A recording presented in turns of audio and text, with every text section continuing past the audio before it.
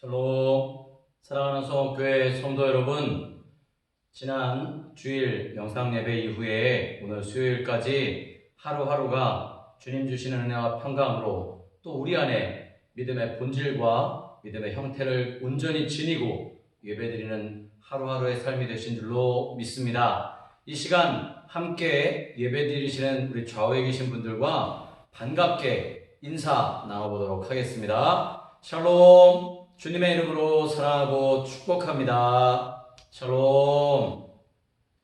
오늘 저는 요한복음 15장 4절 5절 말씀을 가지고 우리의 삶이 바로 열매입니다 라는 제목으로 함께 말씀을 나누려고 합니다. 여러분, 태풍 바비가 지나간 지가 채 얼마 되지 않았는데 다시 마이삭이라고 하는 두 번째 태풍이 올라오고 있어서 지금 교회도 또 많은 비가 내리고 있습니다. 우리 여러분들의 가정 혹은 여러분들이 지내고 계시는 곳에 비 피해 없도록 늘 주의하시고, 특별히 코로나19의 영향력들 가운데 있는데요, 저희들 더욱더 건강 지키셔서 하나님이 주신 건강한 몸을 가지고 믿음으로 주님과 동행하며 하루하루 승리하는 삶을 살아가시기를 다시 한번 주님의 이름으로 간절히 축복합니다.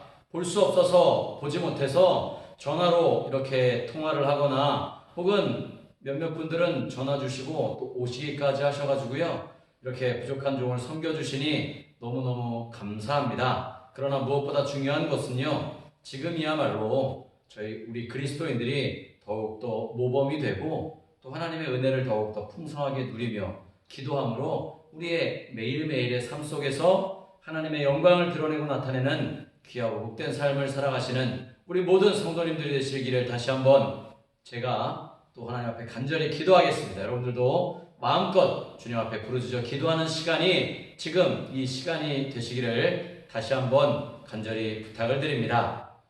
여러분, 우리의 삶이 바로 열매입니다. 믿으십니까? 제가 청년 시절에 신학을 전공하기 위해서 학교를 들어가면서 먼저 신학교에 신학대에 입학하셨던 그때 당시 전사님이나 혹은 교회 형들로 인해서 책들을 많이 소개받았고요. 그래서 대학 들어가기 전에 책을 그냥 딱딱하고 어려운 책들을 몇 권 정도 읽었습니다. 신앙 서적도 있었지만 철학이나 신학에 관련된 서적이 대부분이었어요. 말도 굉장히 어렵긴 했지만 읽다 보니 제가 무슨 큰 학자나 된 듯한 그런 느낌이 들더라는 거죠. 이런 책들을 읽었다는 교만함이나 자만감 때문에 성경 공부를 하거나 혹은 다른 목사님들에게 골탕 먹일 만한 질문들을 드려서 난감하게 하던 그런 기억이 지금 생각하니 낯부끄럽고 굉장히 창피한 일이지만 떠올라서 말씀을 준비하면서 그 이야기를 좀 드렸습니다. 만약 제가 그때 당시에 그러지 않았다면 저는 읽었던 책의 내용들을 통해서 또 그 책에서 질문하고 있거나 이성적인 사고를 통해 하나님께서 말씀하시려고 하는 것들을 좀 더 명확하게 인식했다라고 한다면 그 질문했던 제 자신이 얼마나 부끄럽고 연약하고 정말 창피했는지, 이불킥이라고 이야기하죠. 그런 것들을 해야 마땅한 그때 당시의 삶이었던 것을 생각해 봅니다. 여러분, 우리가 기독교 신앙에 대해서 혹은 성경과 하나님에 대해서 의문을 품는 것들이 많이 있지 않으십니까? 신앙생활을 하시긴 하지만 말씀을 읽고 또 우리가 설교를 듣고 또 내가 지금까지 신앙생활해온 나의 신앙의 모습들을 바라보곤 하지만, 그러나 내 신앙의 어떤 부분에서 보면 이게 정말 맞는 걸까? 라고 하는 의문, 궁금증, 질문들이 우리 안에 얼마든지 많이 있을 것입니다. 여러분, 오늘 저와 여러분이 함께 읽은 본문 말씀 요한복음 15장 4절로부터 5절까지의 말씀에 보면 제가 청년 시절에 성경을 읽으면서 품었던 의문 중에 하나가 담겨있는 본문의 말씀입니다. 그것은 바로 오늘 본문 15장 5절의 하반절 뒤에 부분의 말씀이기도 한데요, 제가 15장 5절 말씀 잘 아시는 말씀입니다. 설교도 몇 번 드렸던 말씀입니다. 함께 봉독해 보도록 하겠습니다. 나는 포도나무요 너희는 가지라. 그가 내 안에 내가 그 안에 거하면 사람이 열매를 많이 맺나니 나를 떠나서는 너희가 아무것도 할 수 없음이라. 이 본문의 말씀 15장 5절 말씀 중에요. 하반절 말씀입니다. 나를 떠나서는 너희가 아무것도 할 수 없음이라 라고 하는 단정하시는 주님의 단정적인 말, 확신에 찬 단정하고 하시는 말씀이 저는 좀 의심이 많이 들었던 것 같습니다. 오늘 설교를 함께 듣고 계시는 여러분들은 그 지금 읽은 말씀 15장 5절에 내가 나를 떠나서는 너희가 아무것도 할 수 없음이라 라고 하시는 그 15장 5절의 하반절의 말씀이 믿어지십니까?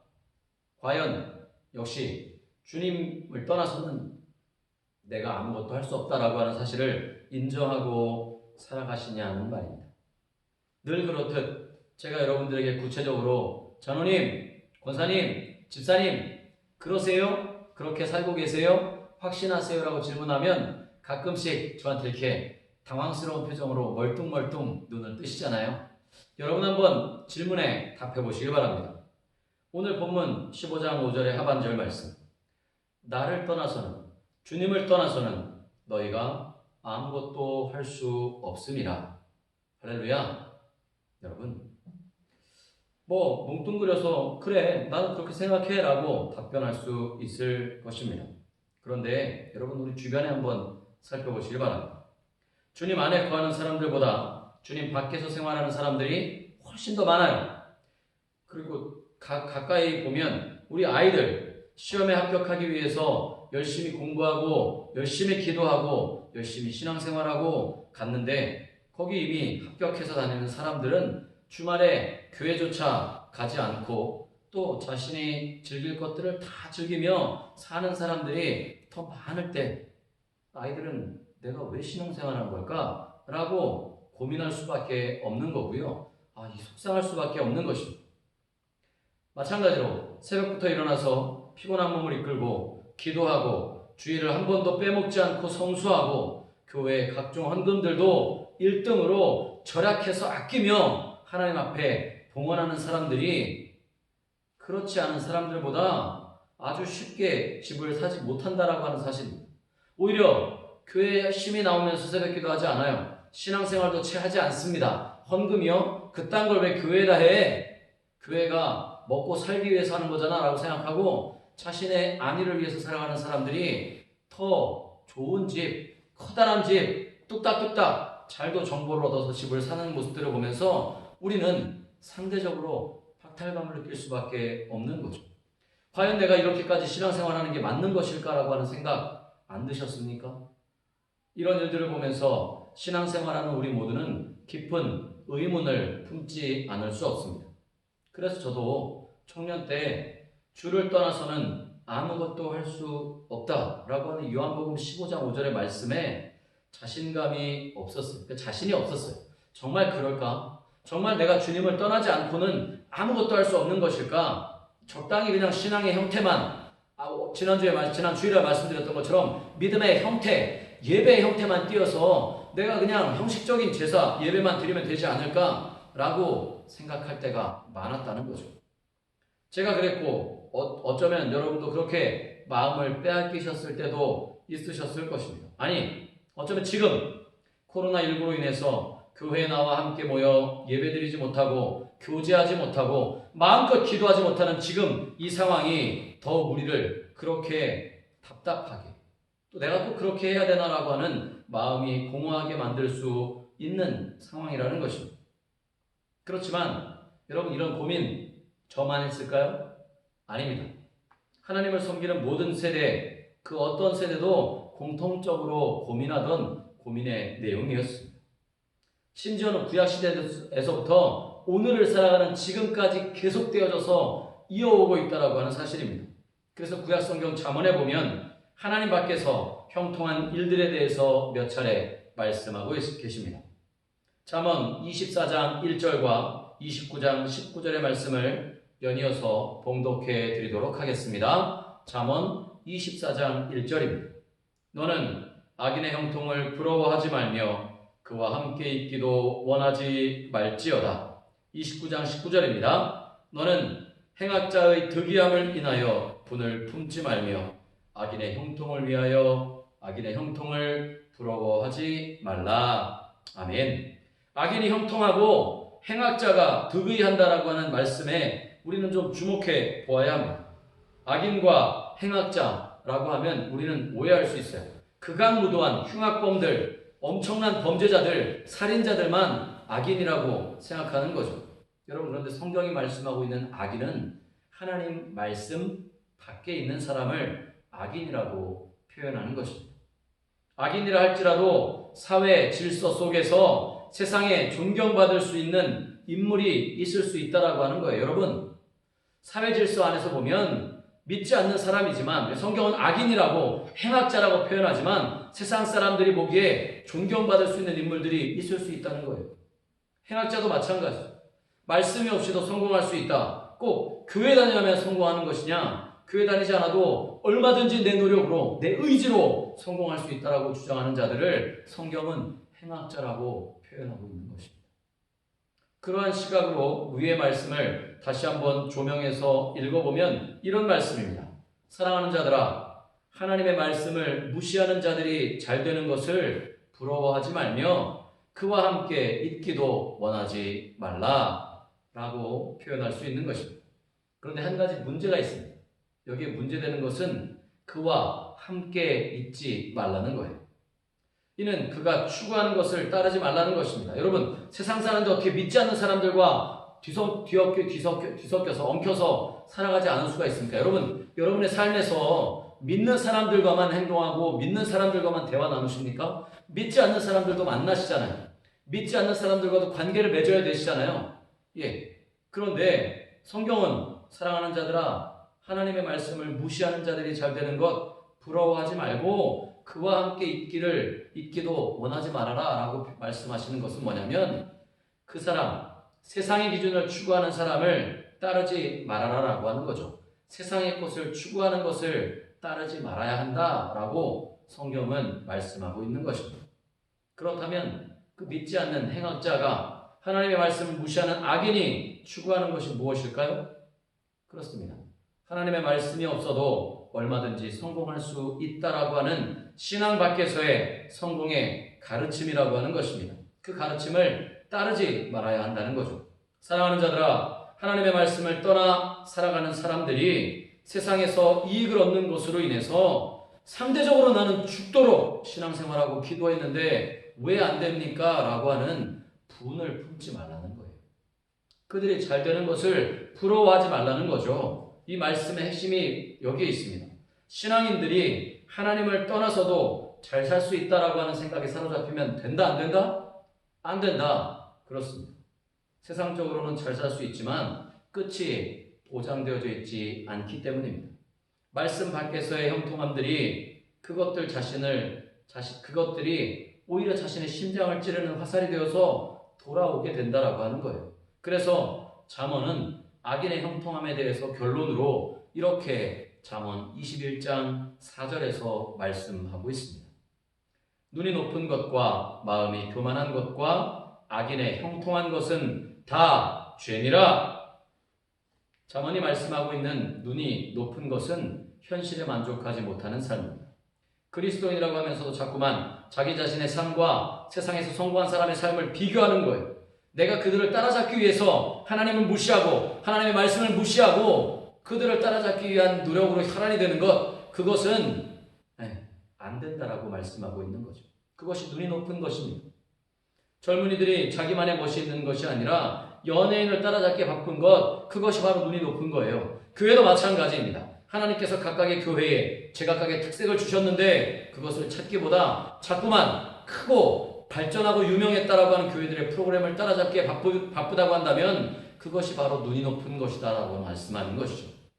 오늘 우리에게 주시는 말씀은 논리적으로 그럴 수 있느냐 없느냐를 구분하기 위함이 아니라 우리에게 생명의 약속으로 주신 것입니다. 이는 전능하신 하나님의 약속인 것입니다. 내가 주님을 떠나서는 아무것도 할 수 없습니다라고 하는 나의 신앙의 고백이 입술에서 고백되어져 나와야 한다라고 하는 거죠. 그래야만 우리의 삶 전체를 통해 하나님께 드릴 수 있는 거룩한 열매, 결실이 된다라고 하는 사실을 믿으시길 바랍니다. 여러분, 저와 여러분의 삶이 하나님의 열매가 되어야 되지 않겠습니까? 그래야 우리가 최소한 하나님의 자녀이고 그리스도인이라고 당당하게 말할 수 있는 것 아니겠습니까? 여러분, 가을이 다가오면 우리는 한 해의 삶을 돌아보며 열매 맺는 삶을 살아가야 합니다. 열매가 뭘까요? 우리가 맺어야 할 열매가 무엇입니까? 성경이 말씀하고 있는 열매는 상징적인 것입니다. 그 상징의 가장 핵심은 우리의 삶으로 하나님께 드리는 거예요. 내가 살아가는 삶을 하나님께 온전히 드리는 거죠. 예배드리는 예배자의 삶으로, 내가 믿는 그리스도인의 삶으로 하나님께 나의 삶을 온전히 드릴 수 있어야 한다라고 하는 사실입니다. 여러분, 신약성경 로마서 12장 1절 말씀에서 이렇게 그것을 말씀해 주고 있습니다. 그러므로 내가 하나님의 모든 자비하심으로 너희를 권하노니 너희 몸을 하나님이 기뻐하시는 거룩한 산 제사로 드리라. 아멘. 그렇습니다. 우리의 몸으로 하나님을 기쁘시게 하는 것이 삶으로 맺는 열매라고 하는 거예요. 삶이라고 해서 다 하나님이 기뻐하시는 열매라고요? 아닙니다. 행악자와 악인의 삶은 세상 사람들이 보기에는 성공했지만 그러나 그것은 하나님께 절대로 드릴 수 없는 열매인 거죠. 내가 주님을 떠나서 살 수 없다라고 하는 신앙의 고백으로 살아가는 저와 여러분들의 삶이 하나님께 드려지는 가장 아름답고 귀한 열매가 되는 거예요. 그 열매를 하나님은 기쁘게 받으시길 원하는 것입니다. 그것이 우리의 믿음의 본질과도 연관되어진다라고 하는 사실입니다. 여러분, 그렇다면 어떻게 열매를 맺을 수 있을까요? 열매 맺는 방법 간단합니다. 우리가 주님 안에, 또 주님이 우리 안에 거하시면 된다라고 하는 거죠. 어떻게 우리가 주님 안에 거할 수 있을까요? 믿음으로 거하는 것입니다. 지금 예배드리고 있는 저와 여러분들의 삶 속에 주님께서 함께 계신다라고 하는 믿음으로 하루하루의 삶을, 순간순간의 삶을, 우리의 말과 행동을 조심하며 나아간다면 그 삶 속에 주님이 함께 계신다라고 하는 사실입니다. 여러분, 어떤 고백일까요? 주님, 저는 주님을 떠나서는 아무것도 할 수 없는 연약한 존재입니다. 모든 것이 주님의 은혜입니다. 내가 지금 이렇게 주님 앞에 예배드릴 수 있는 것도, 내가 이렇게 건강하게 소리 높여 찬양할 수 있는 것도, 기도할 수 있는 것도, 감사할 수 있는 것도 모두 다 주님의 은혜인 것이고, 지금 이곳 성남에서 살고 있는 것도 주님의 은혜입니다라고 고백하는 거예요. 매 순간순간이 우리의 삶에서 고백되어질 때 하나님은 우리를 삶으로, 우리의 열매로 받아주시겠다라고 약속하신 것입니다. 여러분, 우리가 우리의 입술로 그렇게 고백하며 살아갈 때 주님 안에서 더 깊은 믿음으로, 신앙의 단계로 들어간다고 하는 것을 경험케 되어질 줄로 믿습니다. 그러한 믿음의 삶을 우리 주님께서 보증해 주시는 것이고요. 이런 믿음의 고백이 하나님께 드려지는 우리의 삶이 열매가 되어지는 것과 같은 것입니다. 여러분, 우리의 삶은 바로 하나님께 드려야 하는 열매입니다. 여러분, 우리의 열매가 작고 보잘것없다고요? 하나님은 그렇게 생각하지 않으십니다. 우리의 상황과 환경을 다 뛰어넘어서 우리가 진정으로 예수 그리스도를 내 주님으로 영접하고 하나님이 나와 늘 동행하심을 믿음으로 고백하며 담대하게 그리스도인다운 삶을 세상의 빛과 소금의 역할로 감당해 나아갈 때 하나님은 우리의 삶을 통해 영광 받으시고 우리의 삶을 열매로 추수하시는 분이심을 믿으시길 바랍니다. 여러분, 그렇기 때문에 우리의 직장 생활이 열매입니다. 학교 생활이 열매입니다. 우리의 가정에서의 생활이 열매입니다. 사업하는 것이나 자녀를 키우는 것이나 내일을 향한 거룩한 비전과 신앙을 가지고 살아가는 것이 모두가 다 열매라고 하는 사실을 믿으시길 바랍니다. 우리에게 주어진 모든 삶이 바로 하나님이 기뻐하시는 열매이기 때문입니다. 사랑하는 성도 여러분, 힘들고 어려운 삶의 순간순간 속에서도 우리는 변함없이 하나님의 자녀로, 일꾼으로, 군사로 살아가고 있음을 믿음으로 기억하며 고백하시기를 주님의 이름으로 간절히 축복합니다. 말씀을 마치면서 함께 크게 고백해 보도록 하겠습니다. 우리 진심을 담아서 하나님 앞에 고백해 보겠습니다. 내 삶은 하나님의 열매입니다. 내 삶은 하나님의 열매입니다. 우리 마지막으로 더 한번 크게 고백해 보도록 하겠습니다. 내 삶은 하나님의 열매입니다. 할렐루야. 아멘. 이 고백을 통해 저와 여러분의 삶의 방향이 바뀌고 삶의 의미와 수준이 더 깊어져서 하나님과 늘 동행하는 삶으로 하루하루 승리하며 살아나가시는 우리 복된 성도님들 되시기를 다시 한번 주님의 이름으로 간절히 축복하며 기도합니다. 다 같이 기도하시겠습니다.